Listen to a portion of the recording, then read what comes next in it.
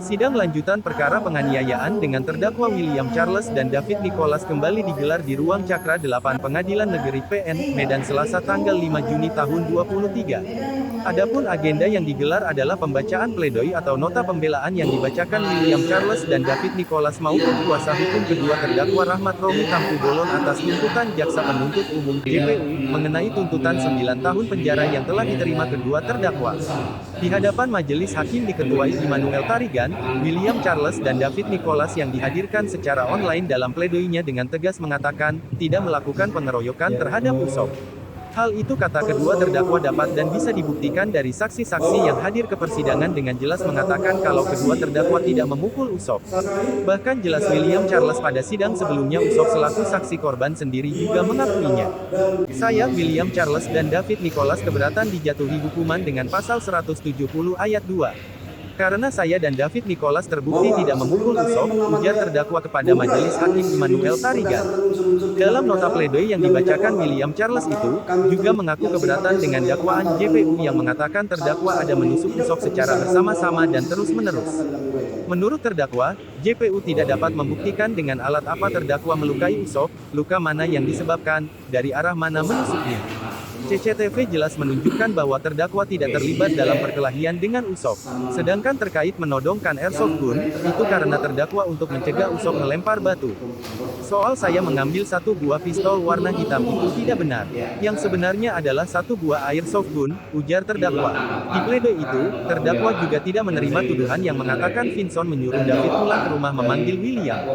Karena hal tersebut tidak bisa dibuktikan. Dan saksi juga hanya menduga-duga dan tidak ada satupun dari mereka yang bisa mengatakan secara pasti apa yang terdakwa ucapkan. Parahnya lagi, kata William, mereka tidak mengerti bahasa Hokkien dan asal membuat kesimpulan. Padahal William berinisiatif pulang ke rumah untuk mengambil HP agar bisa menghubungi orang tuanya dan menceritakan kejadian yang sedang terjadi pada saat itu. Dalam nota pembelaan terdakwa juga terkuat keterangan yang ditulis dalam surat tuntutan tidak benar, karena Diki lah yang mendorong Vinson lalu mendorong William. Saya mendorong Diki setelah itu terjadilah keributan, itu juga tidak benar sama sekali. Yang sebenarnya terjadi adalah Diki mendorong abang saya lalu abang saya mendorong Diki kembali, lalu Diki turun dari sepeda motor. Setelah beberapa saat tiba-tiba Diki memukul Vinson dan Vinson membalas. Lalu Diki hendak memukul saya dan dihalangi oleh abang saya, jelas William. Sedangkan terkait William Charles mengayunkan samurai kepada Usop dan mengenai jari kelingking dan jari manis Usop itu tidak benar. Yang sebenarnya adalah Usop mencekik sambil mendorong William. Lalu William Charles menepis cekekan yang dilakukan Usop menggunakan lengan William agar cekekan tersebut lepas dari leher William Charles. Dan samurai tersebut tidak pernah kena jari Usop. Dari nota pembelaan itu William mengatakan bahwa David mengacung-ngacungkan airsoft gun kepada Usop itu tidak benar. Yang sebenarnya adalah David mengarahkan airsoft gun agar Usop tidak melempar batu ke arah terdakwa. Begitu juga soal besi yang dipegang Usop sekira 1 meter. Yang sebenarnya adalah besi yang diambil Usop di dalam rumahnya sekira 1,5 meter. Setelah Usop membawa besi keluar dari rumah lalu dia memukul tiang listrik dan mengatakan kamu jangan dekat-dekat, kemudian saksi korban hendak memukul kepala terdakwa William Charles itu tidak benar. Yang sebenarnya adalah setelah Usop keluar dari rumah membawa besi dan berjalan ke arah William. Melihat Usop membawa besi David menghadang Usop agar Usop tidak mendekat ke arah William.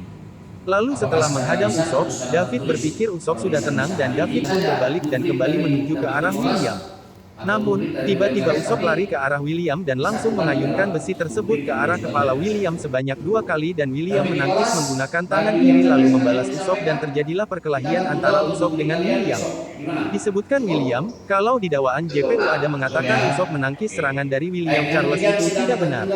Yang sebenarnya adalah Usop memang memukul William Charles menggunakan besi sehingga William Charles mengalami luka koyak dan lebam di sekujur tubuhnya yang dapat dibuktikan dari hasil visum. Ditegaskan terdakwa, semua saksi yang dihadirkan JPU ke persidangan menyatakan bahwa David tidak melukai Usop, maka pasal 170 ayat 2 yang dituntut oleh jaksa penuntut umum tidak sesuai dengan perbuatan kami. Dari nota pembelaan itu terdakwa mengaku memang ada melukai Usop dan terdakwa mengakui kesalahannya dan menyesal, namun kata terdakwa kalau kejadian itu adalah 1 lawan 1 dan tidak ada pengeroyokan. David tidak melakukan kekerasan terhadap Usop. Yang Mulia juga sudah melihat fakta CCTV di mana saya berkelahi dengan Usop 1 lawan 1 dan Usop yang berlari ke arah saya dan mengayunkan besinya duluan ke arah kepala saya dan mengenai tangan saya, ucap terdakwa. Dalam surat tuntutan jaksa bagian kesaksian William Charles, David Nicholas yang mengatakan, Usop mencekik William sambil mendorong lalu dilerai oleh David dan Vinson. Setelah itu William membacok Usop, itu sudah dibalik-balik. Urutan kesaksian saya yang benar adalah, Usop mencekik saya sambil mendorong lalu saya tepis lengan Usop menggunakan lengan kanan saya lalu dilerai oleh David, Vinson, dan Dede, bilang William. Dikatakan terdakwa, banyak kesaksian yang diubah oleh jaksa di dalam surat tuntutan. Mohon Pak Hakim melihat kesaksian terdakwa yang sebenarnya dan bukan yang dibuat jaksa di dalam surat tuntutan. Saya juga mendapatkan banyak luka dari perkelahian dengan Usop dan memiliki bukti visum yang konkret, begitu juga Vinson mendapatkan luka dari preman Diki dan memiliki bukti visum yang konkret juga. Bapak Hakim yang terhormat, ini kasus perdana kami dan kami juga korban dengan luka-luka. Mohon Pak Hakim mempertimbangkan fakta sidang ini, mohon kedua terdakwa. Ya, hari ini telah selesai agenda kita pledoi yaitu pembelaan terhadap terdakwa atas apa tuntutan yang dituntut jaksa terhadap saudara William Charles dan David Nicholas. Jadi tadi sebelum kita membacakan pledoi dari tim penasihat hukumnya William dan David, terlebih dahulu tadi kita mempersilakan pembelaan dari kedua tersangka atau terdakwa yaitu David dan William. Jadi adapun agenda kita pledoi hari ini, kita meminta kepada hakim ataupun majelis agar pasal yang ditentukan oleh jaksa tersebut adalah pasal yang bukan merupakan suatu perbuatan yang terunsur dalam pasal 177. Karena di dalam persidangan, fakta persidangan, baik saksi korban sendiri maupun saksi daripada saksi jaksa penuntut sendiri pun mengakui bahwasan perbuatan antara Usop Suripto yang dilakukan oleh yang berbaju putih. Nah, berbaju putih itu sudah difaktakan dalam persidangan itu adalah saudara William Charles. Dan tadi kita juga mendengar bahwa saudara William Charles itu ikut ke TKP bukan diajak abangnya. Bukan diajak abangnya David ataupun Vinson, tapi melainkan kemauannya sendiri akibat hal yang didengarnya itu yaitu ancaman dari preman.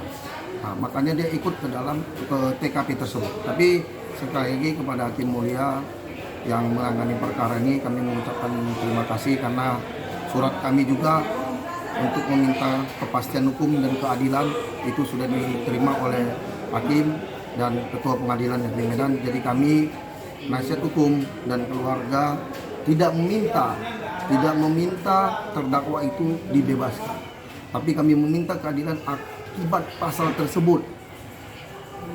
Akibat paksa tersebut, kedua terdakwa merasa hak azazinya manusianya dihalangi atau tertutup. Maka kita sebagai penasihat hukum meminta juga sekali lagi kepada hakim yang menangani perkaranya memproses secara adil, melihat fakta persidangan, melihat hal-hal yang siapa di luar, siapa yang melakukan penyerangan, siapa yang apa. Jadi kami juga penasihat hukum sekali lagi mengucapkan terima kasih kepada Ketua Majelis Hakim yang menangani perkara ini. Agar memvonis lebih ringan, kan itu. Nah, jadi kira-kira tuntutan atau vonis yang sebagaimana yang orang abang cocoknya cocok untuk itu. Iya, terima kasih kawan-kawan. Tadi sebagaimana yang disampaikan rekan Roni tadi bahwa adil. Karena fakta persidangan juga tidak ada menyebut keikutsertaan salah satu klien kita si David Nicholas. Itu fakta persidangan dan itu juga semua saksi-saksi yang dihadirkan jaksa menyebut seperti itu bahwa tidak ada keterlibatan dari David Nicholas dalam perkelahian ya. Iya, siapa William Charles kemudian David Nicholas Rome sangat jujur, kami apresiasi itu. Dia mengakui dan bahkan yang paling anyar di dalam persidangan dia sangat menyesal. David Nicholas kemudian juga William Charles itu sangat menyesal akibat peristiwa tersebut. Bahkan satu yang paling menarik mungkin bagi kita semua, apalagi kita ketahui ini ya, pemerintah baik pusat, daerah maupun kota kabupaten itu sudah berniat total untuk memerangi premanisme di Indonesia, terkhusus di Sumatera Utara maupun di Medan. Dan ternyata berdasarkan fakta persidangan juga bahwa salah seorang klien kita sebut bahwa ada peristiwa terlebih dahulu rupanya. Sebelum tanggal 17 ada peristiwa hukum terlebih dahulu. Apa itu tanggal 6 ya, tepatnya tanggal 6 Agustus. Di mana salah seorang abang mereka yang bernama Vincent pada saat melakukan aktivitas pindah rumah, lantas ada 4 orang meminta uang lantas dengan angka-angka yang luar biasa ya, 100.000. Kami pikir jelas pada saat itu Vincent itu keberatan memberikan uang 100.000. Jadi itu pun kita apresiasi, dia sampaikan udahlah kami hanya ada 10.000. Nah, itu diserahkan Vincent, namun 4 orang itu salah satu 4 orang itu ternyata Diki Chandra. Salah satu dari 4 orang itu adalah Diki Chandra ya. Artinya apa? Artinya memang kami harap majelis hakim dapat membuka. Oke, untuk ibu sendiri. Jadi semoga Pak Hakim bisa memberi keadilan yang seadil-adilnya buat anak saya gitu. Oke.